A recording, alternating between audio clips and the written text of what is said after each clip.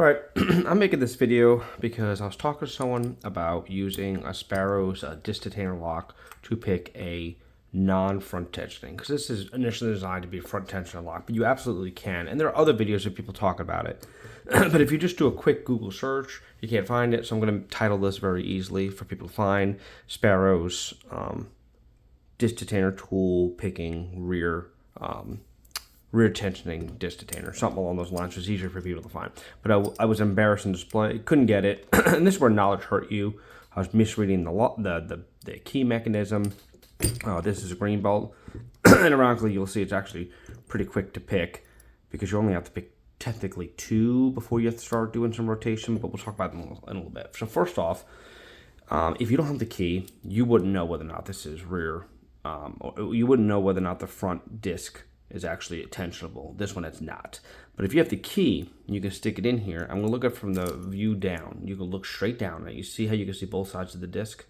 So when you start turning it, you'll notice, you can see, I'm turning that second disc, not with the first disc. You can actually see, I'll use this, you can see right there the edge of the first disc not turning.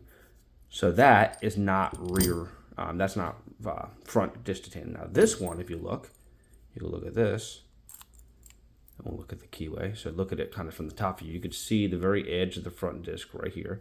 And when you start turning it, it immediately starts turning that disc. Let's see how the disc is turning?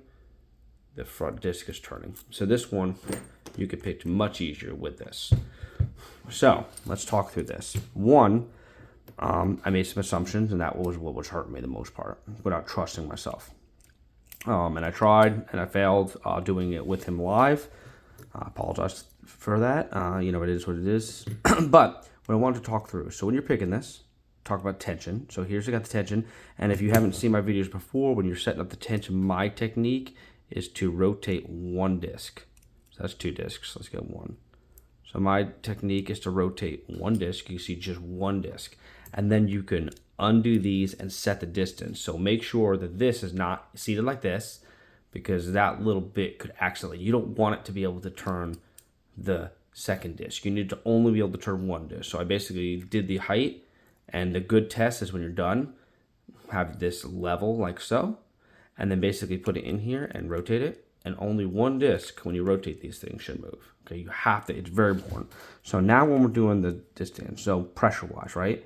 Like I'm going to kind of show you me glide my fingers across it, and all I'm going to do is just put my fingers on it, a little tension. I will tell you, having something 3D printed to make it where you can hold it at any angle is far superior than holding it by these tools. Realistically, I think they should have redesigned, and if they sold the Sparrows, you should have a round disc that tightens as opposed to having these handles. Just my personal opinion, if that matters of anything. So anyway, it's just easier for me to hold, so I can hold it anywhere I want. So now that I have it in there, what I was doing is, if you read this key, because we know that the first one is not tensioning, that first cut, technically it's going to be a 0 cut, 0 cut, cut, cut, 0 cut. So I'm going to go to the back and talk through some things, only because I actually want to tension it off a 0 cut. What I noticed, this is very good to understand, is, so you're going to go through, my technique again is I'm applying a little bit of tension, not too much, just enough, right? And what I'm going to do is I always rotate down. I'm twisting this direction downward because it can't go any further. If you understand the internals of it, it can't go any further. So that if you go this way and actually catch it, you might take it out of. If this is the first one's a 0 cut, if I started looking for it doing this, I could actually rotate it out of the gate. So I rotate down, the most it can go down. So I found it, it's down. I'm going to bring it up, and it doesn't click. It feels like sand. It feels like it's binding. So, but the easiest way to tell is let it go past. Bring it all the way, and it's going to stop about 90 degrees. It won't go anymore. Then bring it back, and as you bring it back, it'll actually click back into place. So when in doubt, take a pen and paper out and mark down that first one is definitely a 0 cut. So you move on to the next one. So what I do is, here it is. I kind of rotate until here's a hole, and now I'm rotating until I find the next one. There it is. Now I'm going to bring it up. It feels binding. And it just went, and it wasn't a loud click, but it's here in this space. So I'm going to hope that's it. I know it is, but if I didn't have any knowledge of this, I hope that's right. I'm moving to the next one. I'm purposely finding where it stops, and I'm going to kind of rotate as I bring it down to catch. That's caught. So now I'm going to bring it up again. And now I got to click. And there was rotation. I'm actually done picking right now. I can go on to the next one, hit this zero cut, like so. And I can just, when I'm holding it, slowly, be very calm and very slow. I'm going to slowly rotate this. And as I rotate this, when it gets in the right spot, I gave, and that's because now, eventually, when I'm on that zero cut, it will rotate the whole tool. And basically, when it rotates the whole tool, you actually unlock the lock. All right, so I'm unlocked now. But here's the thing. I knew, because I'm reading this key, I'm going to go through like I don't know. Okay, so I'm going to go through like I don't know. So if I didn't know, this lock is very deceiving. Because what it does is this lock, I don't know if I haven't gotten to more advanced distatainers, but this lock is deceiving. Because watch, when I go through it, it feels like it's binding. It feels very simple, but yet it never clicks, never stops, and I get through full range of motion. And then when I bring it back, I get this click. That's a louder click than this one, so that's a 0. Next one, listen. It didn't even hear a click, but it gave way, and now it's in this free floating space. So I'm going to do the next one. And now I had a little bit of rotation and it clicked. But I'm going to go to the next one pretending I don't know. So this one right here, when I rotate it, it stops. In this lock right here, kind of a better as Yale 112, I would actually be able to smoothly move it through all the range, telling me, oh, that's a 0 cut. So I would think that this is binding. So I'd start picking it. So I'm going to pick it. And as I rotate it, it never clicks. And I get that 90 degrees, no click whatsoever. So I'm like, man, did I miss it? Is it set? So what I'll do is I'll rotate it back.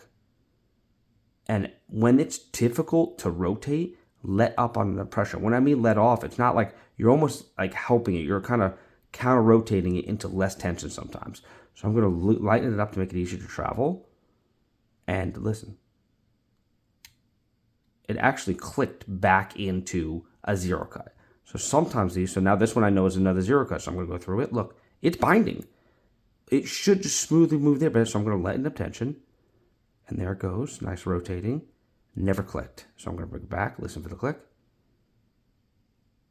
And there's a click again with a little core rotation. So I know this is a 0 cut, and now we've ran out of room. So that means I'm on the first one. So if I didn't know this front, I go, you know what, let me try it out. So very carefully, get it on there, give a decent, I'm not putting it hard, I'm just turning a little bit. And now I'm just going to slowly and gently rotate. You see how this is beneficial having this circle instead of holding the two little handles. So I'm going to slowly rotate. And you know you have it that when it'll click, but also all of a sudden you will be able to rotate the whole thing using this. So using this, I'm actually rotating the whole thing. That will not rotate if you were not set. And I'll show you that in a second. So now this is fully open. So again, let me show you again what happens if you weren't right. So if you were not ready to set it, so I'm going to purposely, this is what it'll look like when the lock's not set. So here is the first one, right? We know it's not set, but I'm on the first one. Watch what happens when I rotate this way.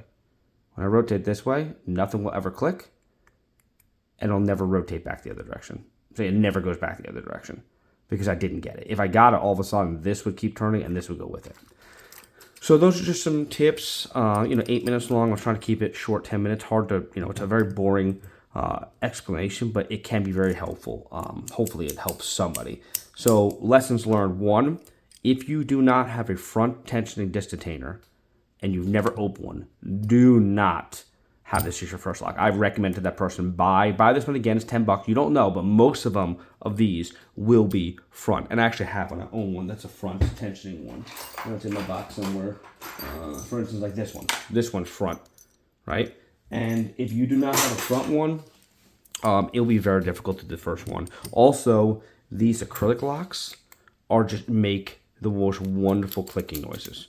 So like I will set this. It teaches you see how you can see the mechanism, like the things can only rotate and then it stops. Yeah, that mechanism, you can see them turning, those little handles. So understanding that they stop at that mark, hearing the beautiful clicks, these things are so loud. So watch, I'll put this one in here. And I have to leave it off a little bit because I want to make sure I only grab the first one. But if you listen, so I'm going to go back all the way to the bottom back, and I'm going to look for the first one. Okay, so here is the first one. Listen to the clicks. That was bad. So listen.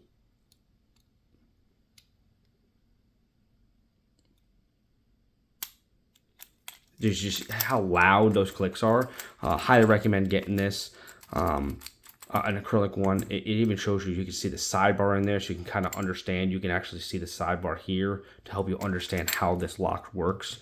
So anyway, I just want to make it very clear that you absolutely, as you saw, I purposely, when I was in here, I was purposely using the zero cut back here just to show you that maybe you have a lock that they instead of cutting here, they could have threw another cut right here, and then you wouldn't be able to rearward lockpick it. So you have some of these lockpicks, like this is a very cheap version of the front one. And then you have a cheap version of a rear one, where you're holding the rear one, and then basically I have to follow this one down. I bought it just to have it. But basically you have this rear one, and you're picking a potential off this. But what if the back and the front wasn't? What if you had a lock where the part that you would have the tension off of would be the middle? It's just proof that you can use this front or back. It does not matter, but you just need to practice that technique. Holding it from these are very hard. This part doesn't, and a lot of locks should be sticking out a little bit, and it'll be kind of here. If you do some distant picking, you'll notice that if you don't have a flat surface to pick on,